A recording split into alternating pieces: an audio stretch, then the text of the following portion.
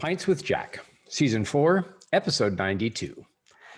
Bonus episode, Book Shopping with Andrew, Stephen, and Gordon, or as I like to call it, Coveting Clive, with Andrew, Steve Beebe, and Gordon Greenhill. Well, welcome everybody. Pints with Jack is your weekly C.S. Lewis podcast, where David, Matt, and I break down and discuss the works of C.S. Lewis. This year, we've gone through every letter of Screwtape, we've discussed the Silver Chair, and we're having great fun wrapping up the season with some bonus episodes. And today I want to talk about a deep passion of mine shopping for C.S. Lewis books. And so I brought in two of the people I know who do better at that than even I do.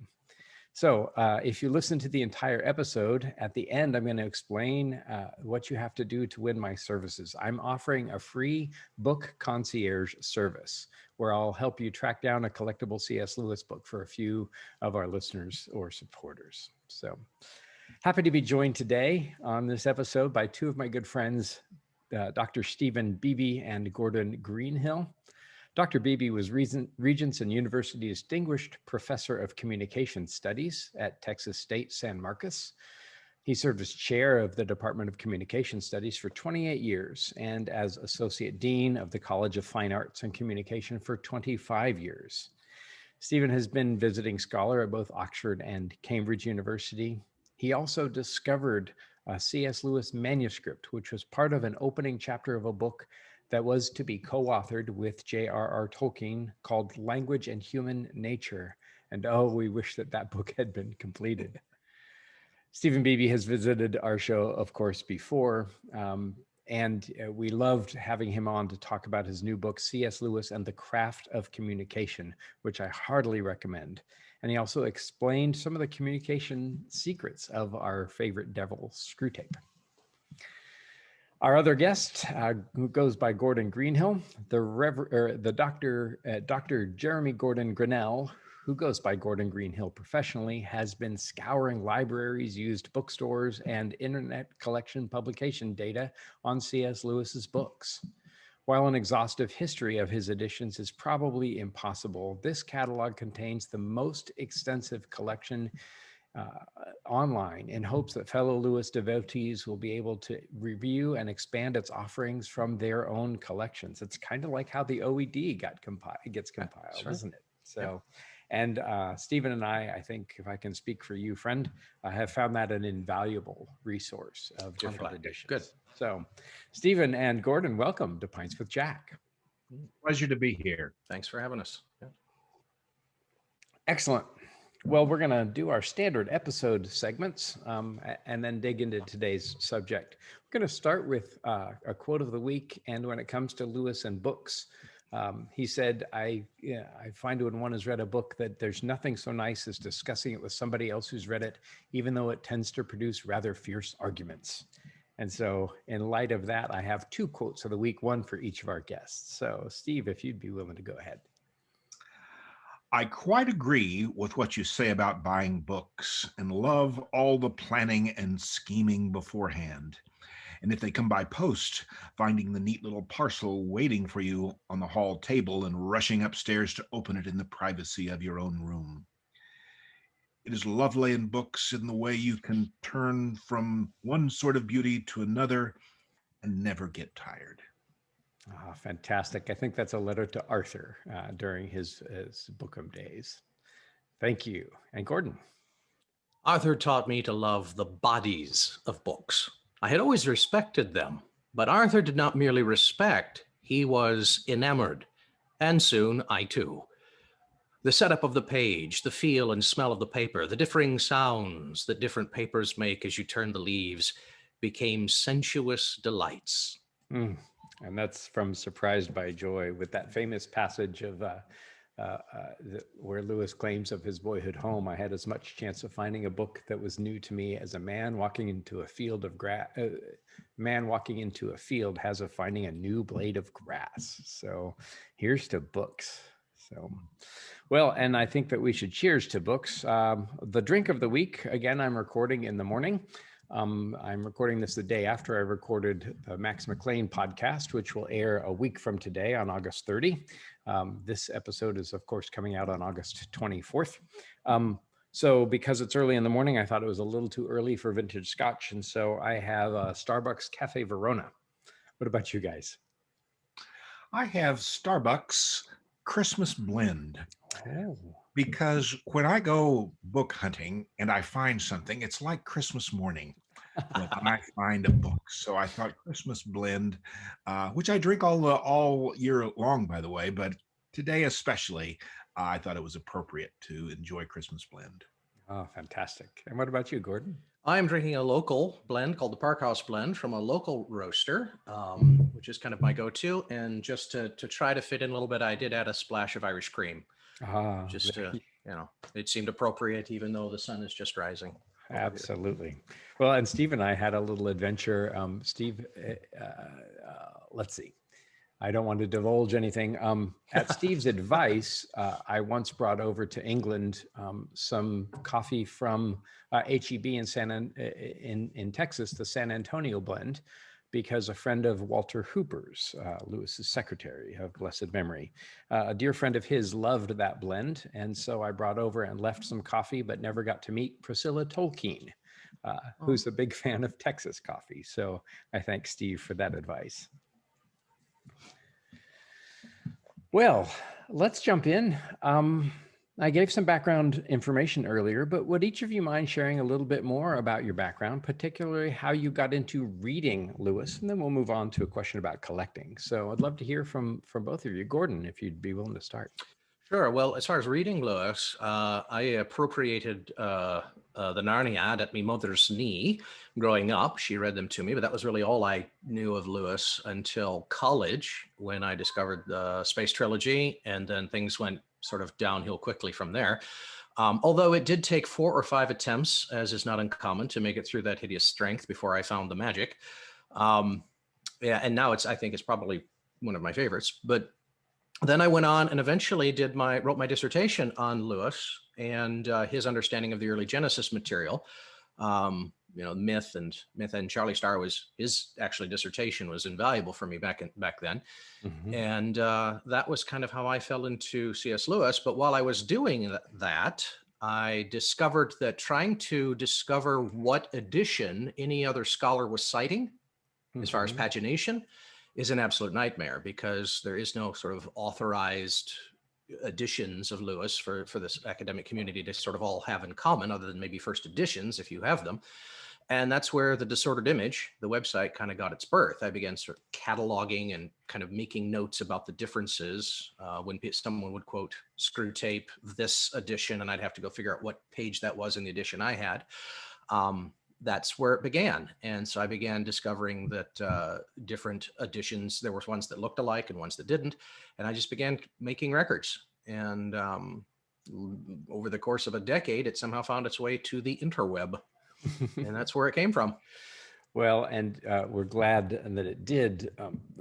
We'll of course publish the link to your site, but mention again for us where we can find you. It's C.S. Lewis Editions, all one word, just like that. CSLewisEditions.com. Great. Or if you just Google the Disordered Image, it'll come up as well, which of course is a word play on discarded image. Absolutely. Well, and I love you're talking about the trouble with that hideous strength. And listeners, in a week and a half or so, Diana Gleyer's new book, Compass for Deep Heaven, essays on the space, the ransom books. We did an interview with her and with a couple of the contributors, and there's a lot of good help in there if you too have struggled with that hideous strength. Steve, what about you reading Lewis? Is that something you grew up with? It wasn't. I didn't discover Lewis until I was in my mid-40s, actually. And it came about through visiting Oxford. Sort of serendipitously on a bus trip, we stopped in Oxford, and I discovered in that 1-hour visit that I loved Oxford, and I needed to find a way to come back. And I did. I developed a proposal for a sabbatical and spent a term in Oxford. And while there, I said, I think, I've heard of Lewis, certainly one of the most quoted individuals in sermons and presentations. I thought, I think Lewis lived here. I should know something about it. And a new biography by A.N. Wilson that many people comment about, but for me, it was my introduction to Lewis. And I read the book And I was just fascinated by C.S. Lewis, the person. And so it was even a year or so later, I really said, well, let me start reading some of Lewis. And that's really how I got hooked. My family and I are in the crowd scene in the movie Shadowlands. Oh. And I remember coming back to the States and watching the movie when it came out. And there were references to The Lion, the Witch, and the Wardrobe. But I didn't get those references because I hadn't yet read The Lion, the Witch, and the Wardrobe. So I did. And that, the rest, as they say, is history. Lewis spoke to me with a clarity and an insight and an imagination. And in my own research as a communication professor, I was interested in what Lewis said about communication because I found he had a lot to say about that. So my own twist on Lewis was to explore, how did he do that? Why are we having this conversation yet today about this person? What did he know about how to connect with people and how to change people's lives with just symbols, with just words? So that was my study, and my book, C.S. Lewis and the Craft of Communication, shares my travels with C.S. Lewis along those lines. Well, and I can attest, it's a marvelous book. I've been talking with you about it since, since its progress, and we'll of course have a link to that. And you elucidate 5 keys that made Lewis a great communicator, but I've found those keys to be really adaptable to lots of different places. So I'm grateful for those. So let's roll up so before we talk about book shopping, we're talking about shopping for Lewis books, collecting Lewis books, something that we all do devotedly. How did you get into collecting different editions? Gordon's given us a little bit of his. I'd love to hear from yours, about yours, Steve. Well, after started reading Lewis, and we would spend weeks and sometimes months in Oxford because we just loved it. I remember going, and if you've been to Oxford, you've probably been to the Oxfam bookshop, not far from the Eagle and Child. And they sometimes would feature special books. And one day I walked in there, and there were just, I think it was broadcast talks, maybe transposition, and other addresses, and they were first editions. And I just said, oh my gosh, that would be so wonderful. This person that began to change my own life, to connect with him by having books that would have looked the same as if when he held them in his hand. Yes, we're all nodding. We're doing this on Zoom, and we're all nodding vigorously. The birth of these, my first books were the little paperback pamphlets that I bought of Lewis in the Oxfam bookshop in Oxford, and these quotes from Lewis and about what it's like to hold them in your hand and having your heart beat just a little faster, because there was a connection, an implicit one, a material one, with C.S. Lewis. And so that was about 2000, 2001. So I've been on my collecting journey only a couple of decades, but I've tried to make up for lost time in that process. So, but I continued to find just a pleasure in connecting with C.S. Lewis. And then I also use them in my talks as I give lectures and talks about Lewis. I find that's a way to share that connection with Lewis with others through artifacts. Tell that story, if you would, about Surprised by Joy and walking the wrong way out of Oxford the first time he was there. Would you tell that quickly? Yes, he writes about it in Surprised by Joy, about leaving the train station. And so I think he left on the wrong platform. If you come into Oxford, he would have left on platform 2 instead of platform 1. And so he would have turned around and started walking. But then he realized that he was seeing what he called mean shops and small community, not the spires of Oxford. And then that's when he said he turned around, and there before him were the spires of Oxford, nothing ever quite so beautiful. And he describes how that was an allegory for his life, how realizing he was going the wrong way, turning around, and then seeing the beauty. I think that's a wonderful transpositional metaphor, really, of Lewis, how he, in that example, captures an emotion, a sensation about Oxford. And I could identify with that because I had a similar experience. It sounds almost like the gray town, right? The shabby little town of our expectations. My reading of Lewis began, I may have mentioned here before, as a boy, had an aunt who sent me copies of the Chronicles, and we're not in a believing family at all, but I was enchanted by all things Narnia. And then when I became a Christian in high school and reread the Chronicles, I was very proud of myself to have discovered elements of Christianity in the Chronicles of Narnia. I know that will surprise many, so we can pause for a moment. My wife, of course, has written a best-selling book about that. But it wasn't until my 20s, where I was living in Nashville, Tennessee, and working in the Christian music business, that I really began to dig into Lewis. I had gotten to know Phil Keggy, the guitar player, and we'll be doing an episode with Phil up here pretty soon. And I was at a time where my faith was really beginning to flag, and Phil lent me Letters to an American Lady. And I think quickly I moved on to Surprised by Joy. And that really kind of absolutely solidified my faith and at least the intellectual engagement in it. And it was also through Lewis that I got to know folks in the band Over the Rhine from Cincinnati, Ohio. Their first album was called Till We Have Faces. And on their second album, there's a song called Jaxie about Joy Davidman coming back as a ghost to visit C.S. Lewis. And so I got to know them, did some work with them. My first edition, an American first edition of Till We Have Faces, was a gift from Over the Rhine. And then I also hung out with a band called Chagall Guevara, and Wade Janes was the bass player in that band, featuring Steve Taylor, for those of you old enough to know. And Wade gave me one of those red screw tape letters with the drawing on the back. And I think that was actually my first collectible Lewis, and I was off and running. It was hard with Over the Rhine because they were all Lewis collectors. So we'd travel and we'd go into bookshops and we'd all head for the same sections. And so the competition was fierce.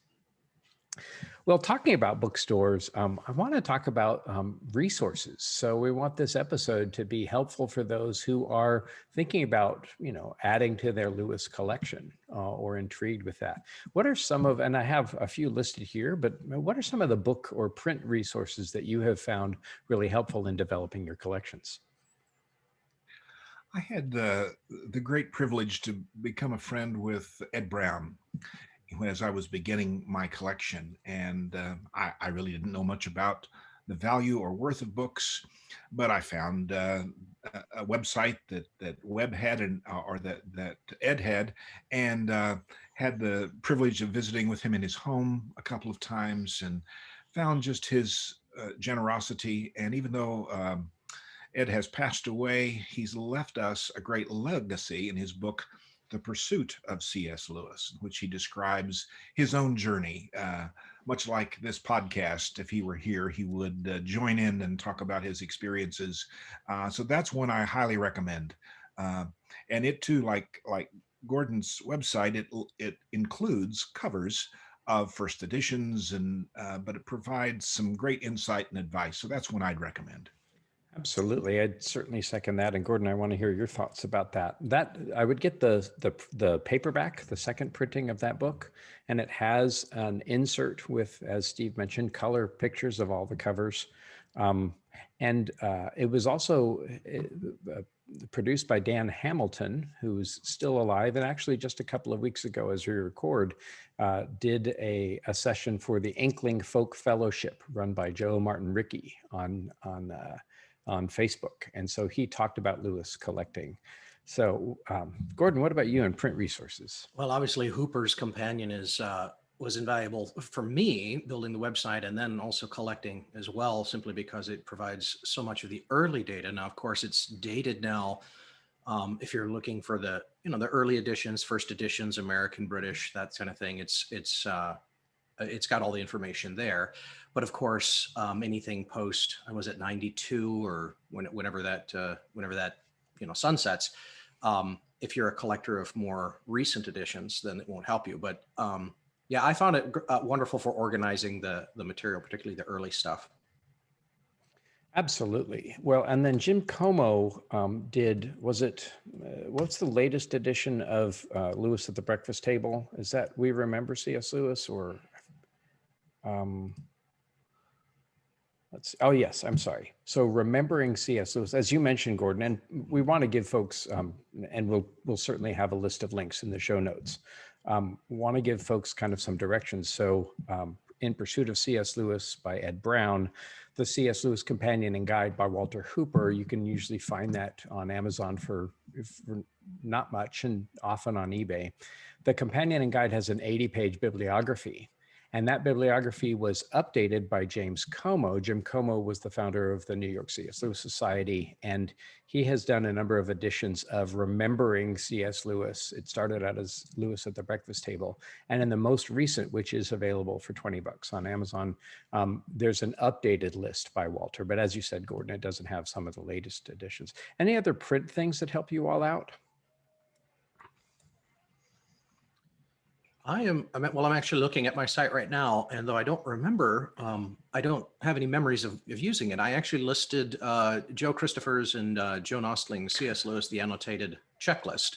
Yes. I mean, it's a 1976, so again, dated, but it's something I used early on in the process. There are actually 2 volumes. I'm not sure Joe Christopher did both of them, but there are 2 volumes of Lewis bibliography and also helpful.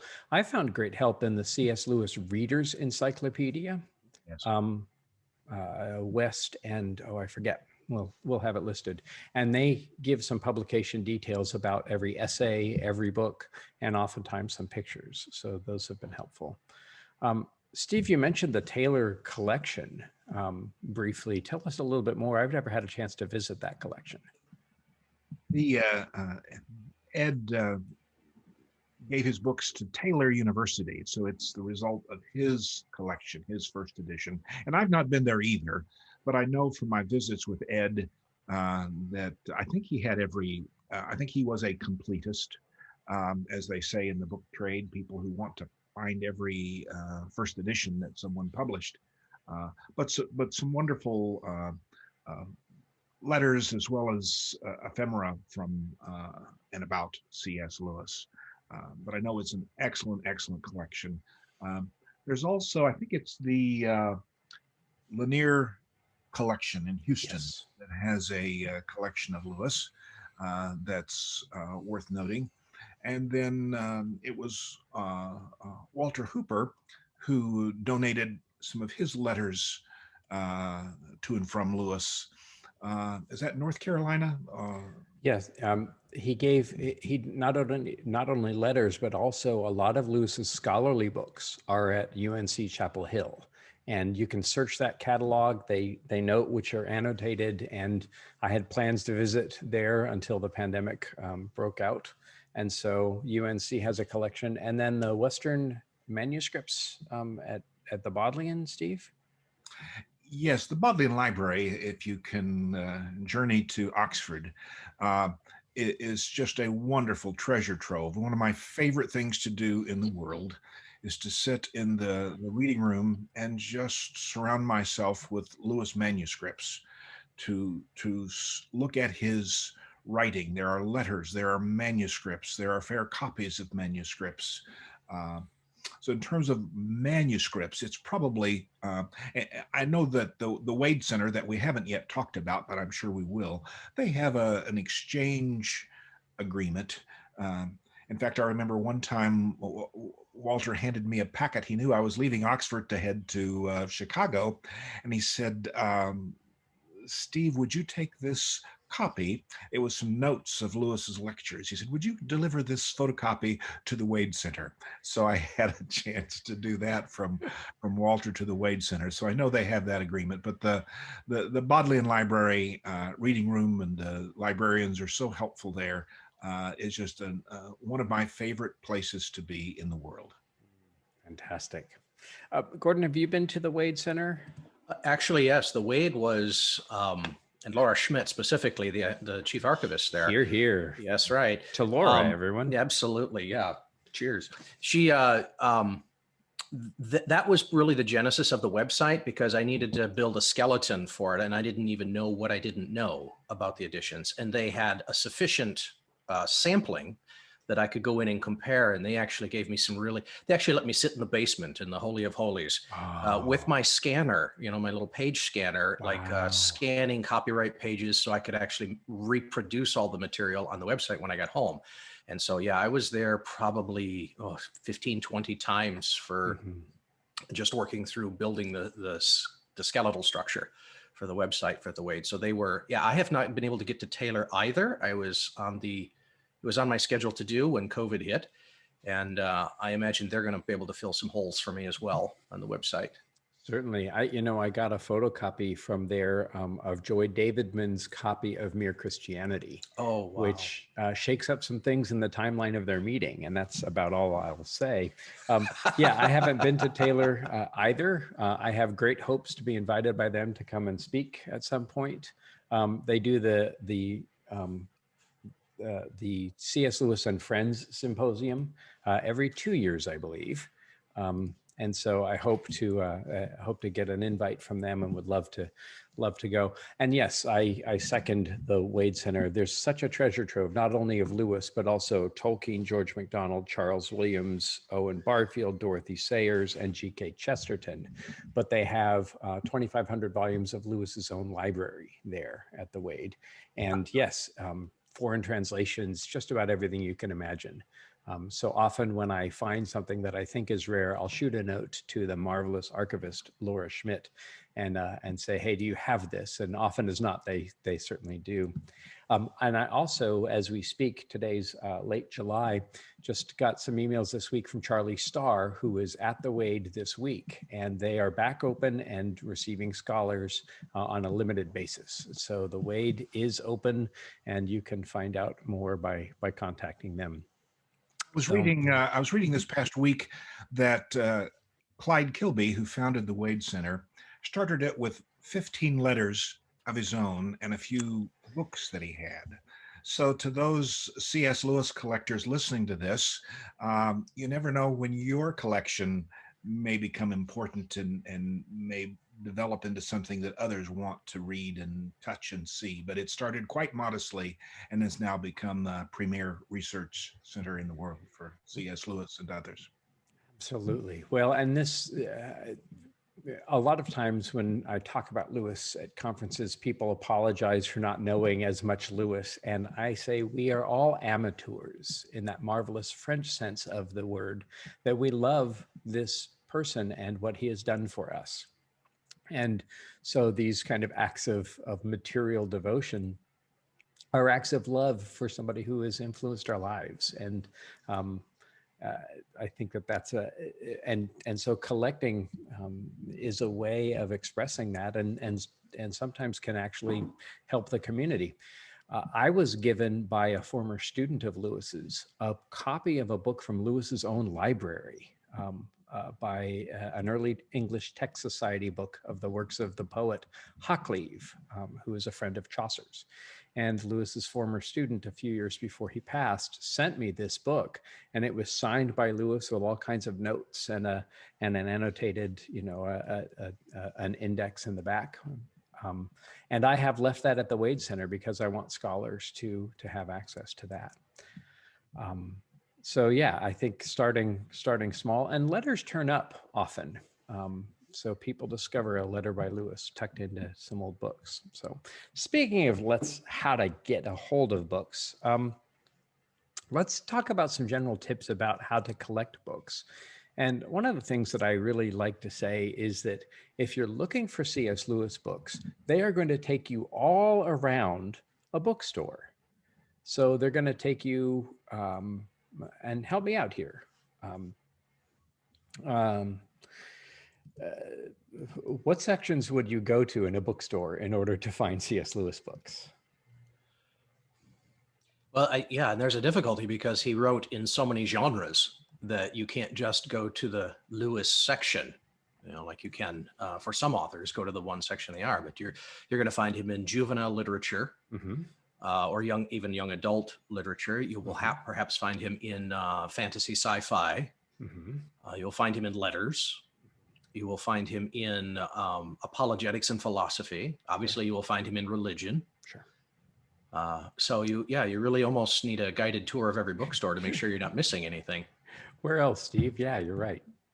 Yeah, I think that's what makes collecting Lewis so much fun, is it does take you to the far corners of a bookstore. And I think, Gordon, I think you've hit the high points there as you think about theology and philosophy and literature and poetry and children's literature.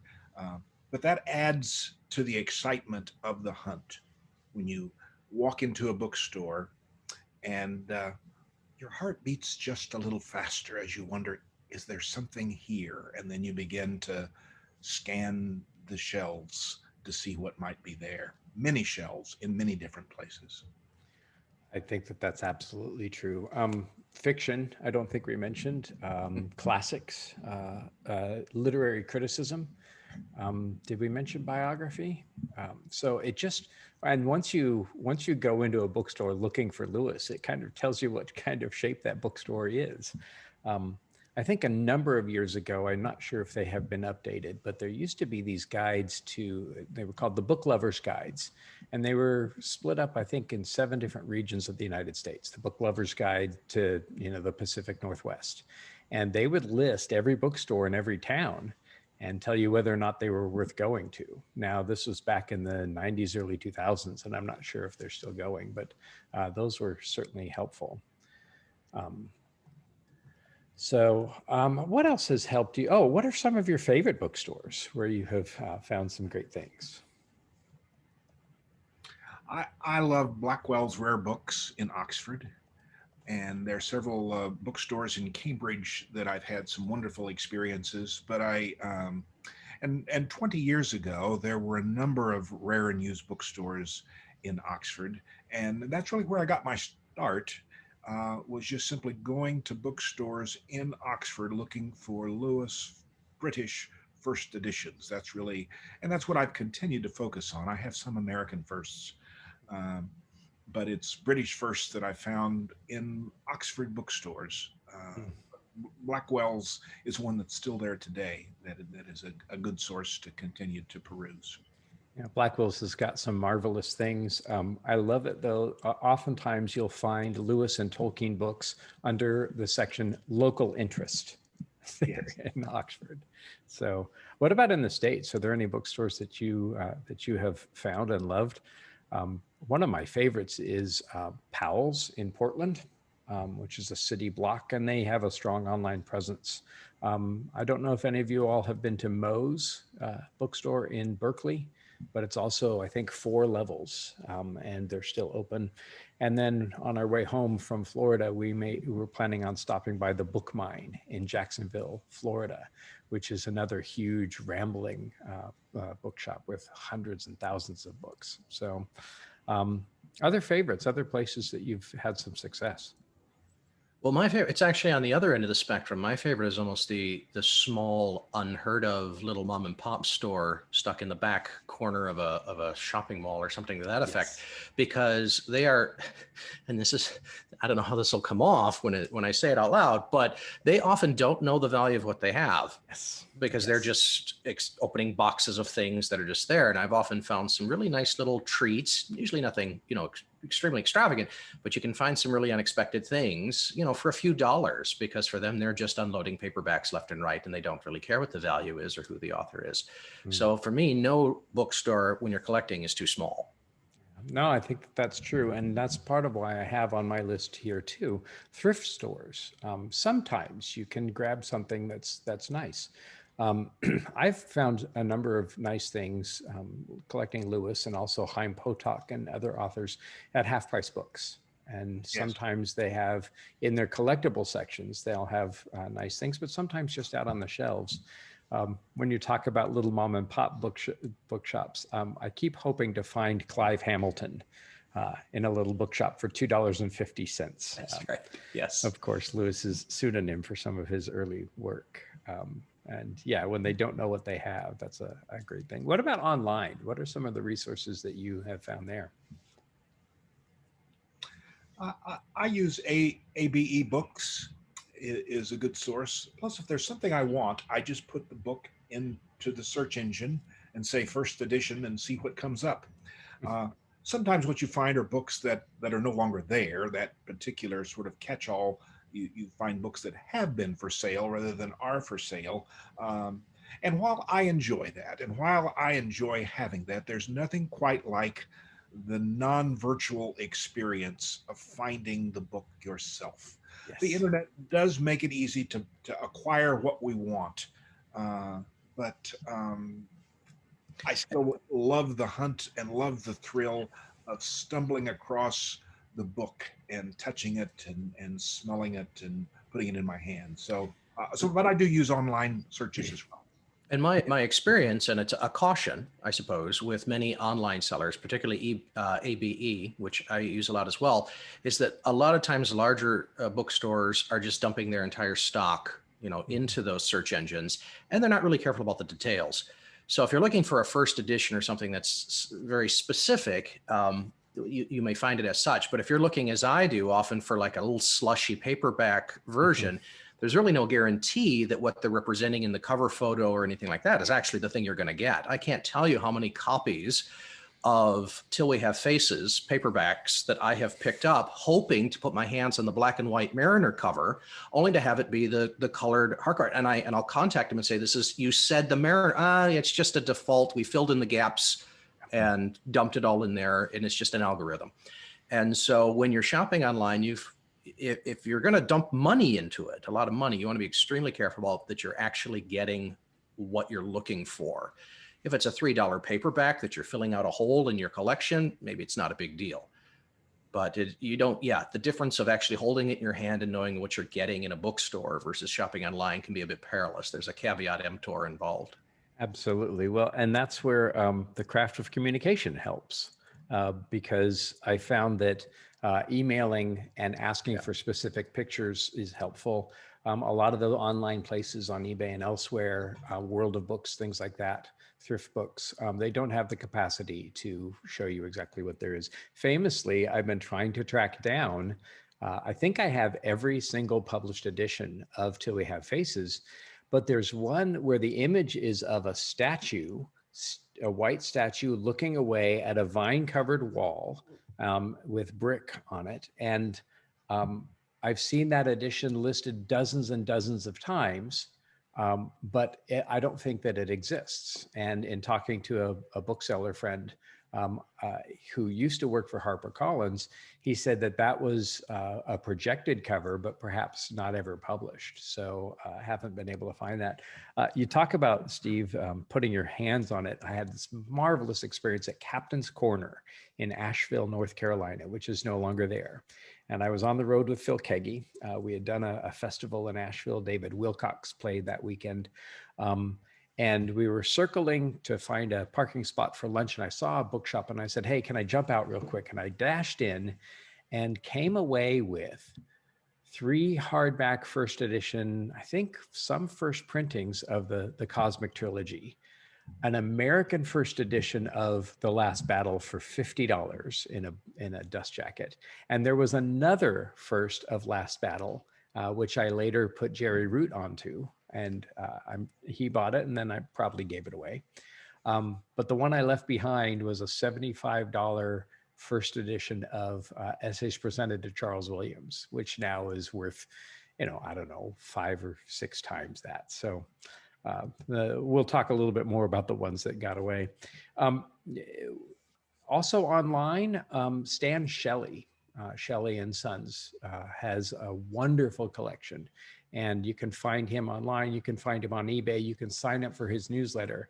And it's kind of a regatta amongst Lewis lovers that when he puts out his new newsletter, a lot of us will scan through and grab the ones first. I think Steve probably has an inside track before that. Have any of you actually met Stan in person?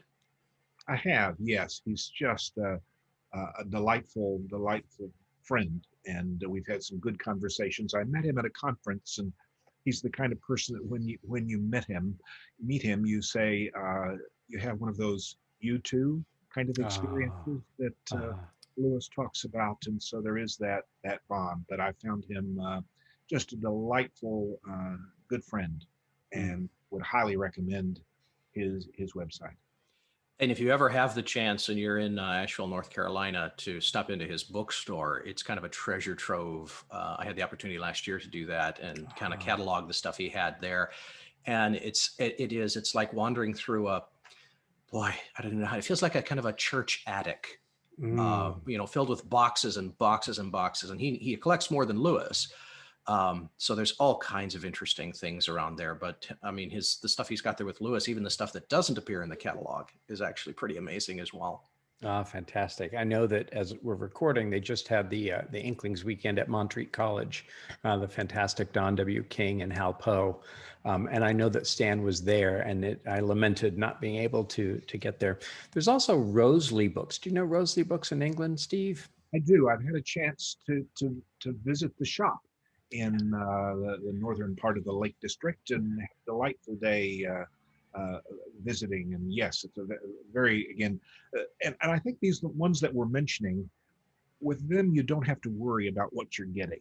That they know, they understand what they have and the value of what they have, and they love books too, and they love putting books in the hands of people who also love books. So both Stan and Roseley and even Blackwell's and some of the ones that we've mentioned understand the love and passion we have for these artifacts and how they connect us with the author.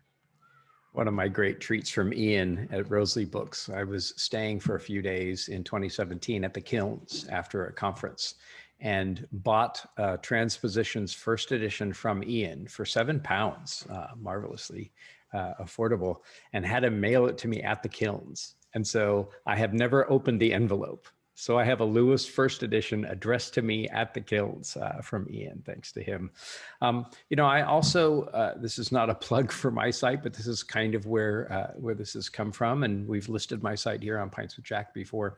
I currently collect Lewis books. In fact, I'm sitting right next to several first editions of the Screwtape Letters. And I may not even list this until Christmas, but I have a set of first edition later printings of the British Narnias that I may list around Christmas time. And so I do some selling on my eBay site, and have been given permission from a lot of the social media groups to post there. And I also do I serve as a concierge. So if somebody's going to buy some high-end books, I'm happy to do a little Zoom tour of what's in my collection. So occasionally do that. I'm getting ready to list a bunch of those. And certainly will do so in the fall and around Christmas. What do we look for in a first edition? Quality, and the dust jacket, or as they say in the UK, the dust wrapper, is a significant portion of the value of a book. And then you look for foxing or spots, or is it in good condition? So, but the dust wrapper or dust jacket is I think key. But sometimes if you just want to own a book, if you're beginning to collect, buying a first edition without the dust wrapper, if you're not particularly interested in resale and you just want it for the emotional connection, that's a good way to begin, to find something that's more reasonable but still has the words and has the content that has moved you, and so you want to touch those words. I think that you're absolutely right. And sometimes the prices of those with dust jackets are exponentially higher as without. And so I think that's beautifully put. At book club editions, sometimes books will be listed as book club editions, and oftentimes those are a little bit lower quality. So it's worth paying attention to that. And some books, Gordon, I'm sure you can talk about Letters to an American Lady. Aren't there dozens of those different kinds? Well, we've not actually had the chance to catalog Lewis's letters yet. That's like the next phase. Now that the wait is open, we should see that coming online soon when I can get back over there. But on book club editions, I will say this, that we've worked pretty diligently at the Disordered Image to try to identify some of those distinctive marks, that this has a watermark here or something different about the dust jacket or the cover. So that might be another resource if you're struggling to know whether what you're looking at is a true first edition or a kind of a book club knockoff. That would be a place you could go to, see if there are listed differences. And again, Stan Shelley has been an invaluable resource to us to help to distinguish those as well. What's the difference between a first edition and a first printing? I know that language gets a little fuzzy. Well, and exactly because that language is fuzzy, that's one of the reasons we've organized the site using the word setting as opposed to edition, kind of thinking more in terms of like the old typeface, the printer setting, because we were interested in which books, though the cover may change, which books are actually this identical inside the covers with the same pagination and the same printing, so that you could tell if you were citing the same book, even if it looks different. But I'm not exactly sure how edition is defined, but printing, of course, is the order in which it came off the press.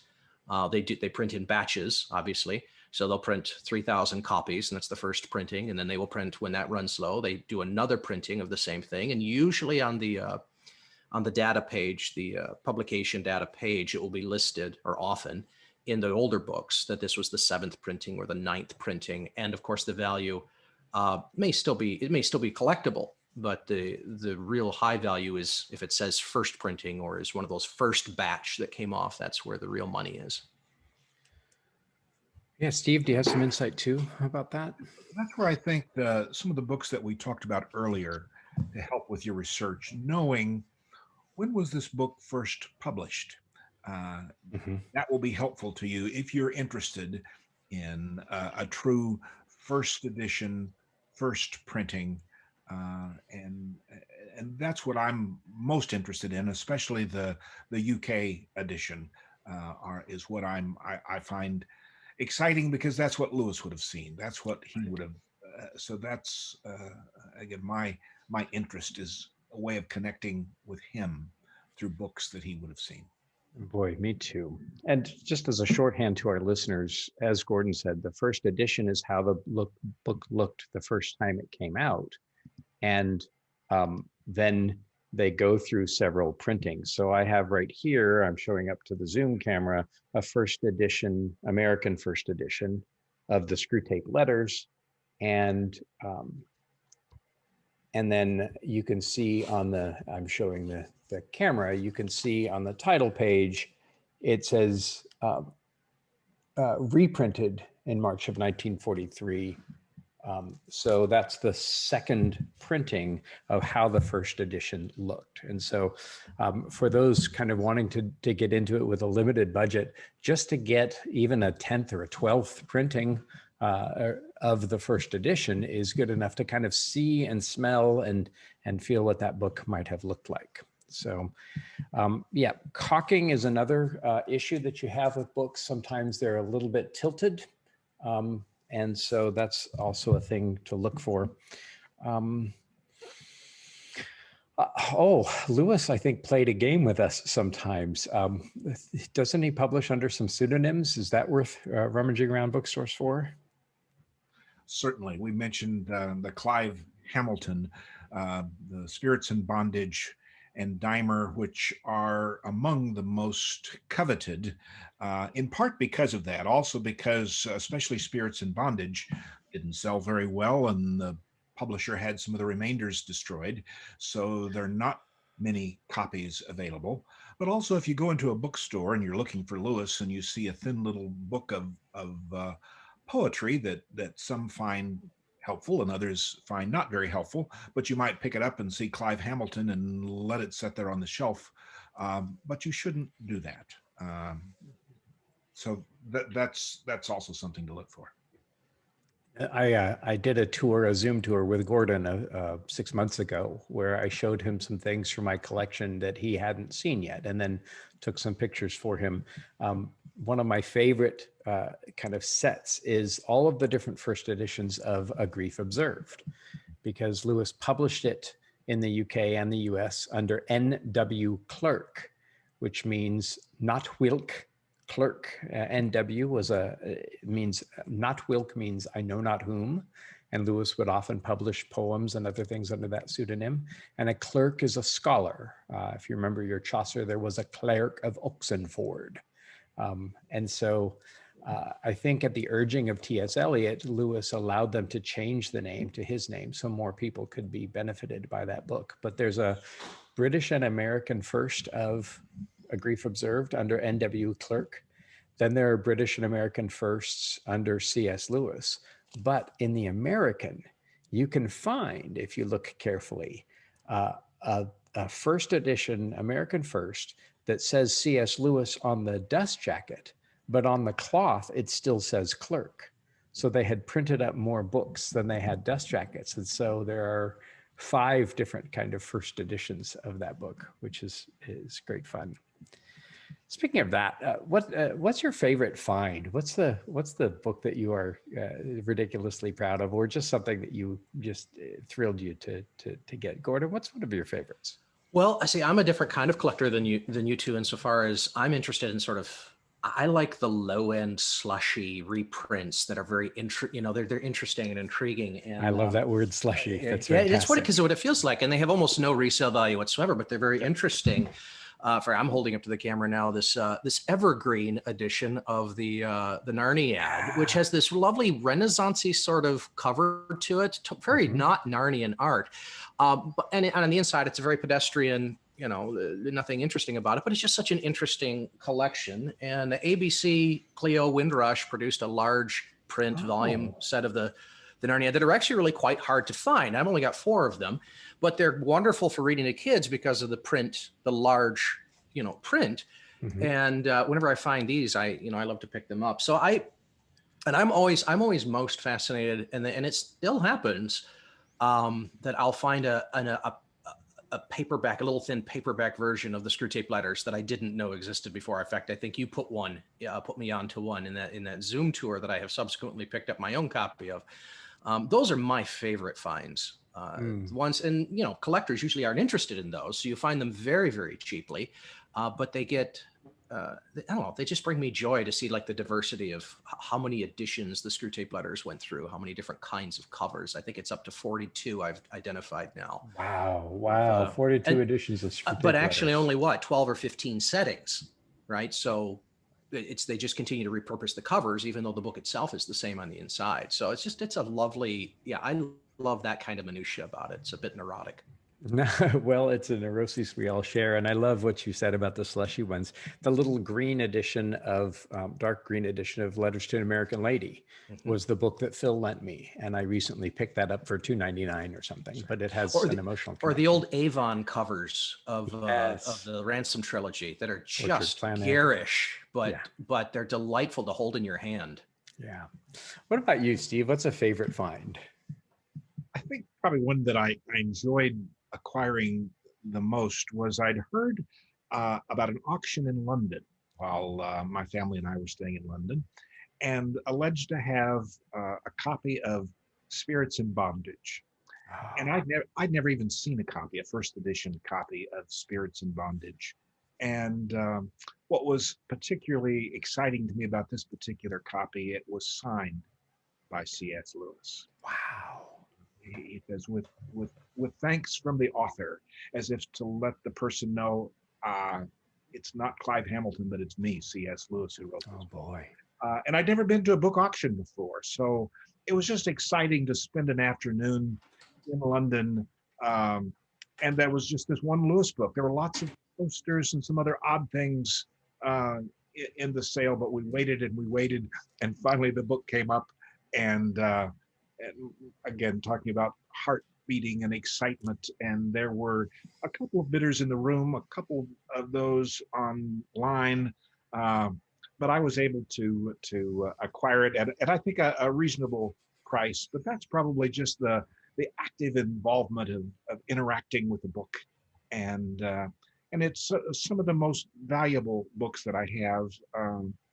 I do keep in a safety deposit box because I figure that eventually I will turn those over to a collection, another place that I don't really own them. Right now, I'm just the steward of those books.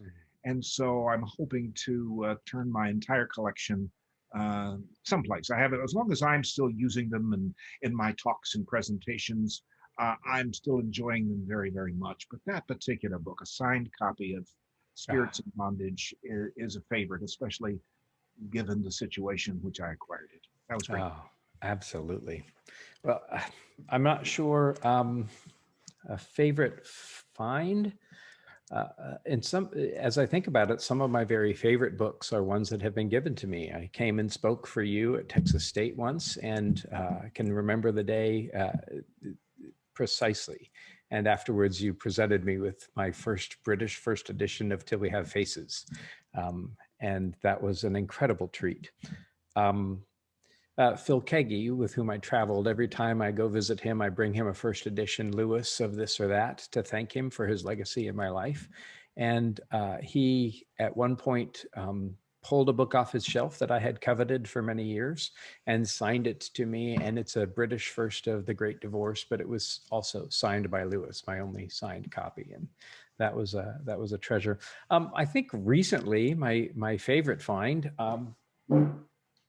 I had heard because of Gordon's site about the paperback of Till We Have Faces, but I just found one and was able to bid on that on eBay. And then I just got a first edition of the Oxford History of English Literature. I don't know, Steve, if you know this. Have you seen this? Here's the Griffin. Yes, you have? I have not. Okay. It's a little periodical or something called The Griffin. It's published by the Reader's Subscription, Inc., and it's from March of 1956.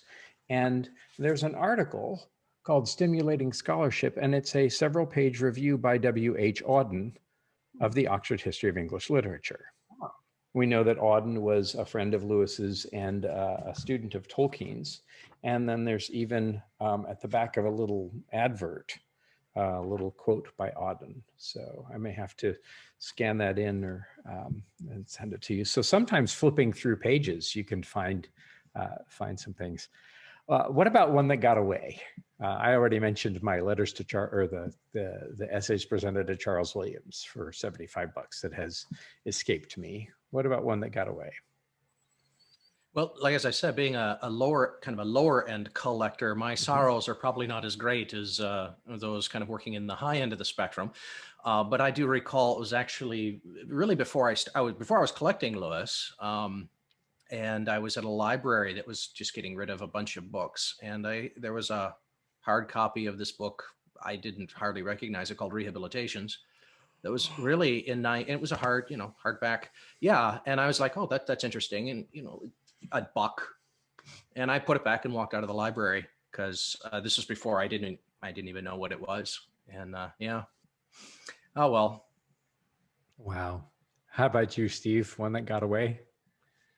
There have been a couple of auctions of Lewis letters, and I'm also, in addition to books, I'm interested in, especially I find myself interested in things that will be of value to researchers or scholars. Mm-hmm. And so some of his unpublished letters, and there are a couple of those that I've wanted that have gotten away. And again, my motivation is not to acquire them just for myself, but eventually so that they can be like you, Andrew, to share them with a place where others can see them. At the moment, I'm enjoying them and I'm using them, and they're helpful to me in my own writing and research. It's helpful as I do my own writing to be able to pluck off the shelf a first edition, to know a page number from a first edition and to compare that. So I'm still using my books, but there have been a couple of letters that I wished I could have acquired that I didn't. But I there's still lots of things available. So it's not like, oh my gosh, that's I hope and pray someone else will find that and put it to good use. Yeah, no, marvelous. And it is a market that the prices, I think, have gone up fairly precipitously in the past couple of years, 3 or 4 years, but it's still a place where you can get in and get some good ones. Yeah, you've heard about my ones that got away. I think that if our Lord went to create a mansion for us, in that mansion in our Father's house are many, many mansions, and I go to prepare a place for you. I think that in my mansion there is a library and on the shelves of that library are the ones that got away. I think the books, sometimes I'll, not be able to afford it, and then I'll go back and think, oh man, I can make this work, and by the time I go, they're gone. But I think that maybe that will be part of that would certainly be heaven to me, to walk into a library like that. We talked a little bit about the importance of a nice edition for collecting, but and you touched on this, Steve. Do you read your rarest editions? Do you read the different editions? Yeah, I do. I like to read them. Again, part of my interest in having them is to collect them, and again, for research purposes, I hope they're useful. And a first edition in and of itself, of the plain old vanilla first edition, first printing, for research purposes, those are available. But especially those that may have, again, we talk about things that I particularly enjoy. Any book that Lewis owned that have his comments. But yes, I do read them and I do use them. Probably my favorite comment, there's a book that used to belong to Lewis about Neoplatonism. And in one place, he'd underlined it and just simply put in the margin with an exclamation point, fiddle-dee-dee.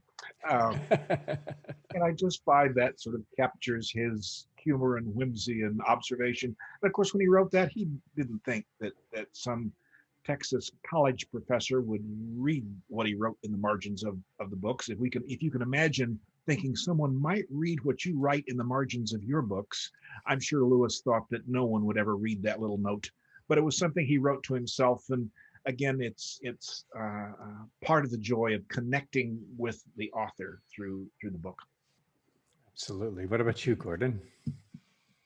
Do you read some of the editions that you pick up along the way? I use them and refer to them a lot because for comparative purposes, but I generally don't, just because a lot of my first editions are pretty frail. Because that's kind of the price point that I'm working at. So I have, as Steve mentioned, sort of many, first editions, seventh printing, things like that. And then some of them are in pretty rough shape. So if I'm going to actually sit down and read, I will usually pull, the HarperCollins version. Sure. Just because I can't afford to have them fall apart on me. I wonder if you've had this experience. I have 3 levels of Lewis books. I've got my collectibles. I've got my reader's copies. And I look for space in the margins and a nice roomy copy, back end pages, so I can make my own index. But then I also get giveaway Lewis books. So ones that I know that I don't want to pull off my own shelf. And then as you all saw, and saw you grin, do you ever smell your first editions? Yeah. Oh, yeah. It's like the mimeograph sheets in elementary school that they'd pass around. Well, and the British mold is different than the English or than the American. I had a friend once who could pop open a book and go Scotland, Wales, America, just by sniffing. So I thought that was a unique thing. And that was part of how Kristen and I courted, is huffing books at the stores. Well, good. What other topics? Anything else that you would that you can impart to our listeners about this journey that we've been on?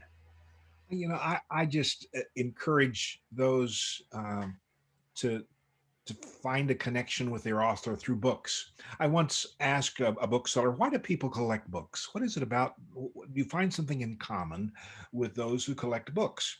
And I remember him saying very clearly, this was a bookseller in London, and he said, yes, it's because people have a particular connection with that author.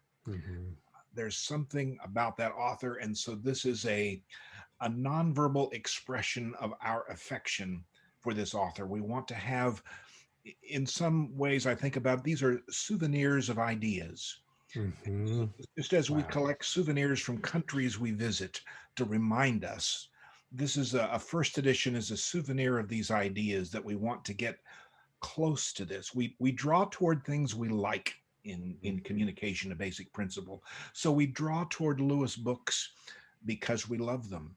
And it's not the book itself. It's like we don't worship the literal Bible, but it's the ideas from the Bible. So it's not that I worship Lewis or worship these books, but I find it a metaphor in my own life of being thankful for these ideas and using them in my own research and writing, and then someday sharing them with others. Oh, fantastic.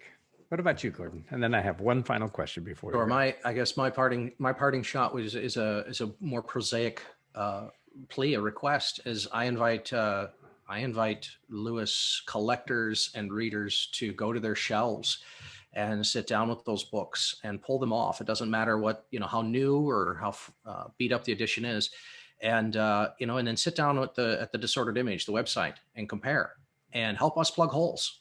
Send us information. If you see something that's wrong, or you say, hey, you don't have the date for this printing and here it is on my shelf, become part of the community. Let's crowdsource this history that has to be literally put together from many artifacts, because it doesn't exist anywhere. Many of the publishers of Lewis books are out of business. So it's we, the community of people who love Lewis and what Lewis wrote, who need to reconstruct this history, and it's a thing that we get to do together. And I find that exciting, to interact with people who have this little bit of knowledge sitting on their shelves they didn't know they had, that they can now share and be part of building the legacy. It's the C.S. Lewis edition wiki that you're running, and it begins to feel like it. Yeah. Listeners, if you don't know, the Oxford English Dictionary grows by readers all over the world finding words that the OED doesn't have entries for, and finding instances of its earliest occurrence, and then sending them into the dictionary. And they've marshaled thousands of people over centuries now to compile that. And I think that I appeal to you. I join the appeal to help out the Disordered Image. Go and look and compare them to books on your shelf. And if you have something that Gordon doesn't have, please get in touch with him. I don't know if it was more of a delight to track down editions of Lewis books of Till We Have Faces books I didn't have, or a delight to just Zoom with Gordon and show him some things that he didn't have. I thought, well, of course he's got this. So I think that's a great action point moving forward. Finally, what's your dream find? If you could have one C.S. Lewis book that you don't have, what would that be?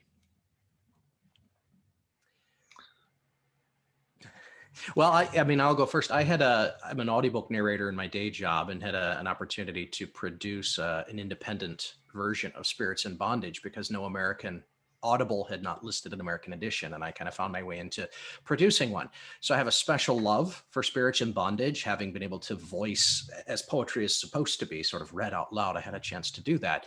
And so I would love to one day lay my hands on a first edition or close to it. It's a dream I probably won't fulfill till I reach heaven, and I go into that room with you, Andrew. But yes, that would be really, really cool for me. Let's visit each other's libraries. There you go. What do you say? What about you, Steve? I enjoy touching books that C.S. Lewis touched. Mm-hmm. I enjoy, and again, an assigned first edition, in terms of its research value, is relatively low, unless there's any markings on it. So, but I still enjoy finding those because it's a connection with Lewis. But now I enjoy finding books that Lewis owned, that carry his signature, that also reflect his thinking.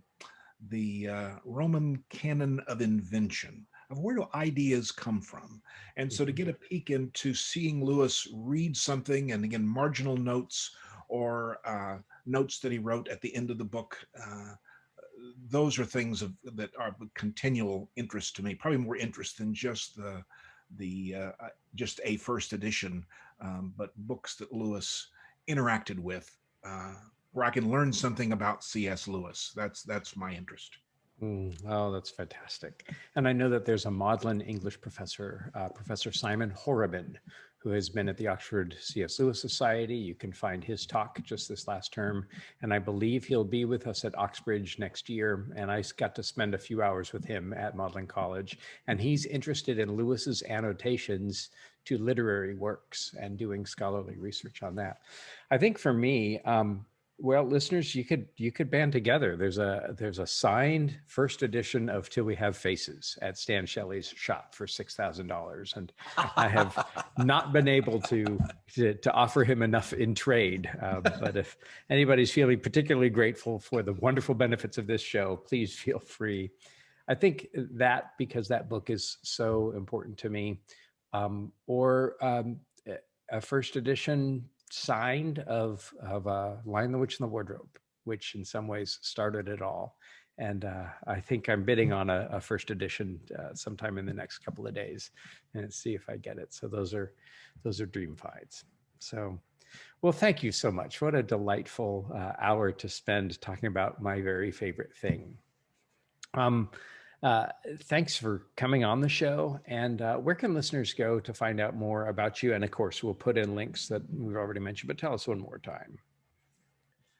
I have a website, StephenABeebe.com, that has information about my book, C.S. Lewis and the Craft of Communication.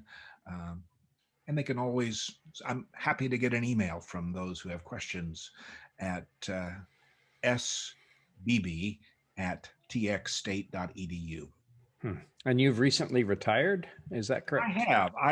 I've finally figured out that I've semi-retired. I still find that I'm writing and researching and chasing after ideas, but I've retired from full-time teaching at Texas State. But I continue to work with words and enjoy that process.